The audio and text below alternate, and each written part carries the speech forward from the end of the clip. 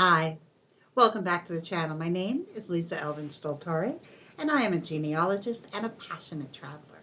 Over the last several years, I've been doing Les Filles du Roi, the King's Daughters. This past January, I decided to start Les Filles Mariées, the ladies who came before them. They're called the marriageable girls in English. And there are about 260 of them. We're on episode 36 today. We've got a long way to go.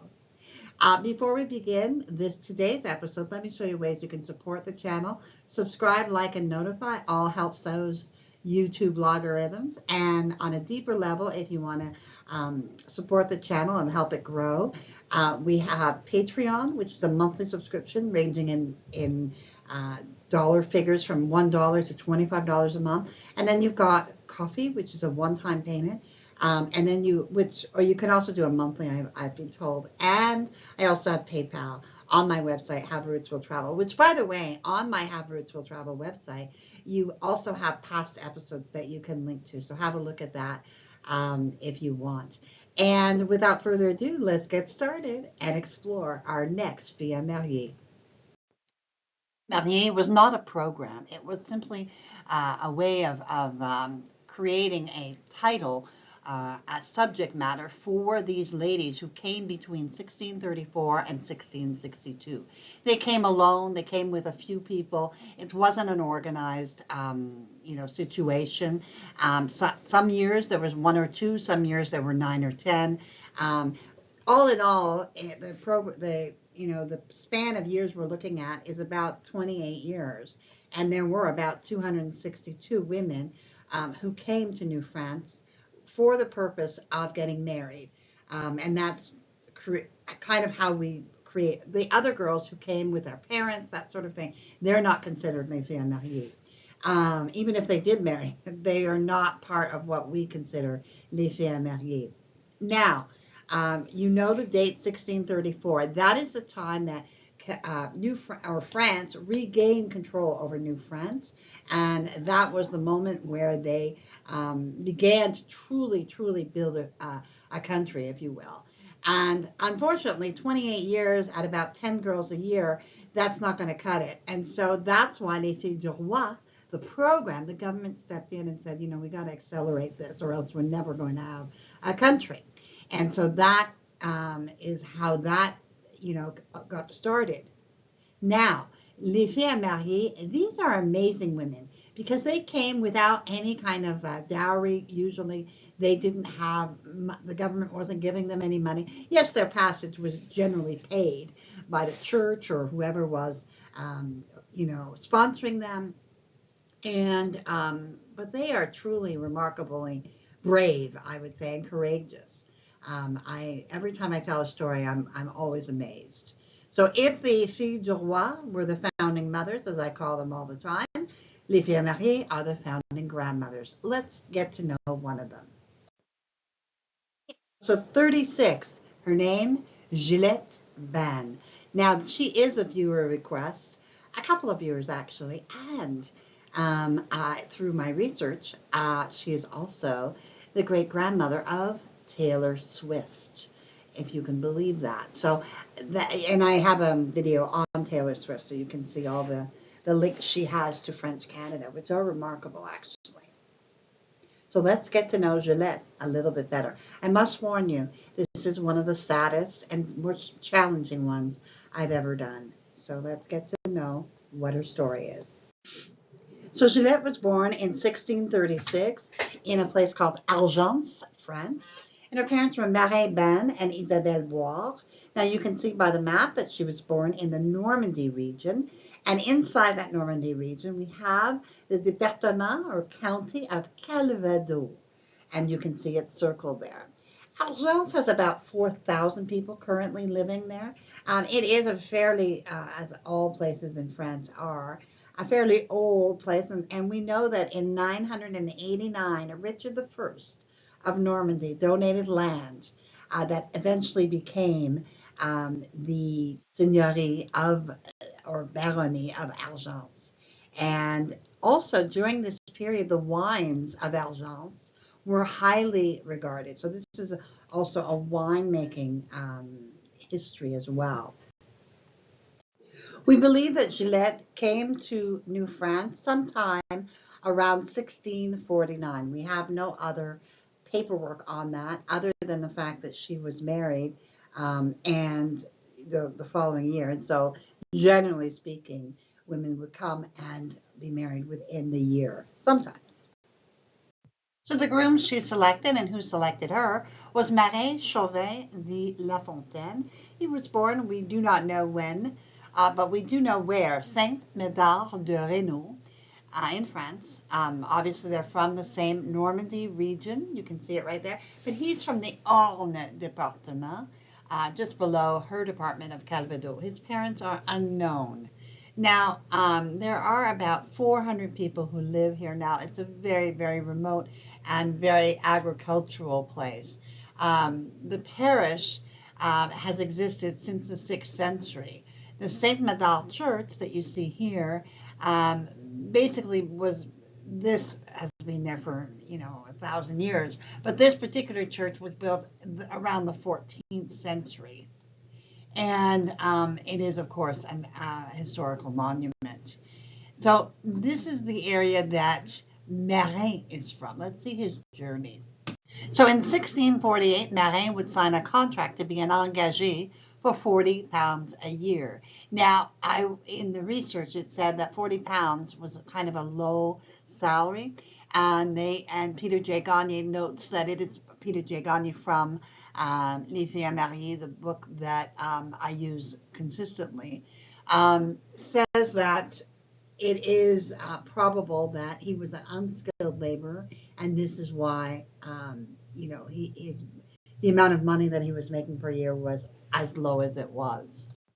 So sometime around 1649, they were married at Trois-Rivières. Now, the fact that they were married before his contract was up, it could have been just some sort of, maybe he came earlier, maybe she came later. Again, because we don't have a marriage record, we don't have a lot of information about this couple. They started out at Trois-Rivières, which was only the second settlement of New France. It was named Trois-Rivières because the St. Maurice River has 3 channels that form at the mouth of the St. Lawrence. Trois-Rivières is French for 3 rivers. It was known as 3 rivers in North America in English for a long time. Obviously, the French always called it Trois-Rivières. But as the French regained control of their province, the French version overtook the Trois-Rivières name, and now even in North America, it's listed as Trois-Rivières. Trois-Rivières was a very strategic location on the St. Lawrence River, helping the new nation to grow and prosper. It also proved to be an important battle in the American Revolution, and that is called the Battle of 3 Rivers. Some of you who have ancestors in this area at that time might be surprised that you would qualify for admission to the daughters or sons of the American Revolution. They would have Marie, who would marry Jean-André Desnoyons and would have 9 children, 5 of whom would make it to adulthood. That would be their only child because Marin would die at 3 Rivers. Gillette is given a 1/3 of an arpent on the condition that she build a house and build a fence. So she already has some sort of property. We don't have a death record. We just know that he died because we know that she remarried. So the groom that would come along to be her second husband, his name was Jacques Berthoud, and he was born in 1626 in Les Essarts in France. His parents were Thomas Berthoud and Catherine Coulon, and he is from the region of France called Pays de la Loire. And inside that, the département, the county, is La Vendée or Vendée. This city was built at the Roman period, and during the Middle Ages, there was a lord in the middle of the town, and a fort was built. During the war in the Vendée, in 1795, a battle took place in that fort, and during World War II, the Germans occupied the Moulin in this city as well.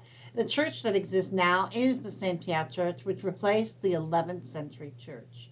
So you can see on the upper right, that is the fort, and a very historical place. that has really kind of, when I was reading about it, it has this kind of warlike, defensive, and very aggressive kind of tone to it. So I was like, oh, that's an interesting place for Jacques to come from. So the second marriage probably took place in Trois-Rivières, but we don't know. And even in PDRH, it says lieu est déterminé, which means undetermined location. And so we have Jacques and we have Gillette being married on the 27th of July, 1653. That's when we know for sure that Jacques has passed. And or not Jacques, but Marin has passed. And so now let's have a look at the life they build. They would go on to have 6 children. Their firstborn, Jacques, would die at 11 years of age. Marguerite would marry Denis Véronneau and have 6 children, 4 of whom would make it. Suzanne would marry Jacques Brunel and have 10 children, 6 of whom would make it. Elisabeth Thérèse was married 3 times, the first to Julien Latouche, with whom she had no children, and then Jean-Baptiste Pilon, and had 1 child who survived. She then married Noël Laurence, with whom she had 6 children, 4 of whom survived. Jeanne was married 3 times as well, but would only have 1 child with a man named Martin Pierre Richard, who did survive. And their last child, Nicolas, we believe passed away sometime after 1672, but we have no other information. I want to draw your attention to the 1666 census. Jacques, it's called Gillette, Marguerite, Suzanne, Elisabeth, Jeanne, and Nicolas. That is the entire family except for Jacques, who had passed away by then. So it's just kind of really interesting to see the family together, because soon it will be torn apart.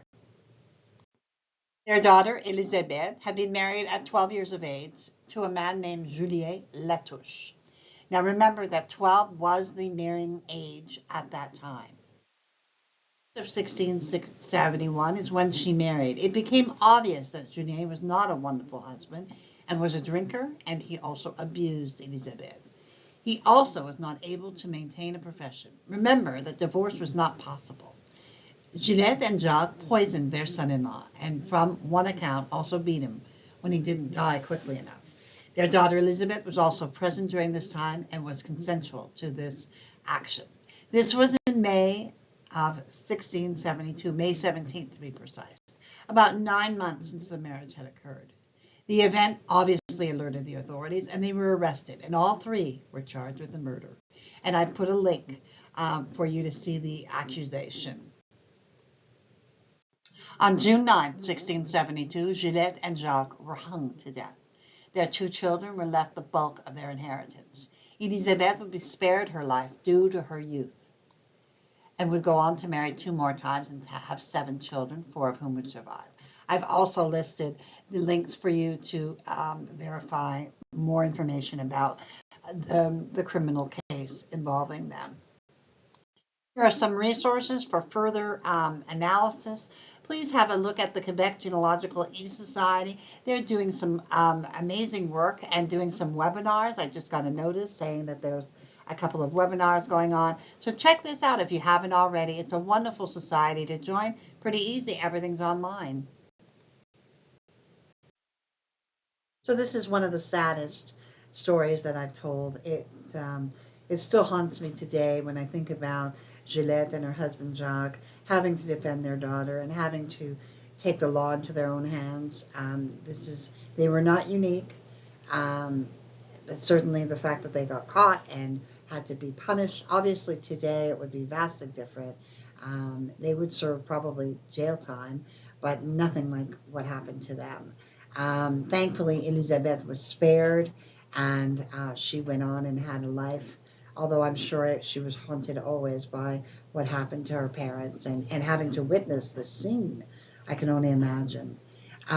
So despite all of that, they went on, or Gillette had, as of 1729, 286 descendants. So I'm fascinated to know who are among the descendants of Gillette.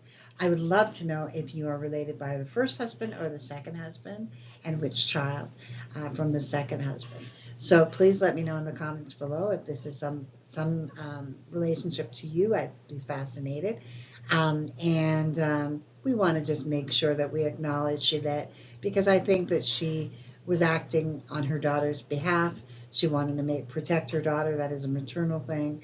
And obviously she chose a path that wasn't the correct one, but we can only surmise that she felt she had no option. And we want to bless her memory and thank her. And we are sorry that her life came to such a drastic and tragic end. But her life lives on in the descendants that she produced. So thank you, Jeanette. And I also want to say thank you to my patrons and supporters. Thank you so much for your comments, your support, your financial support as well. I appreciate each and every one of you, all of my subscribers, the fact you tune in every week. Really appreciate that. I also want to have a shout out to one of my patrons, Shelby, who produced some of the artwork here, and also the cover art is from Jubilee Freedom Design. From the first slide. So I want to make sure to thank everyone who has contributed to the work that I do. So thank you so much. And until I see you on episode 37, I will bid you adieu and au revoir.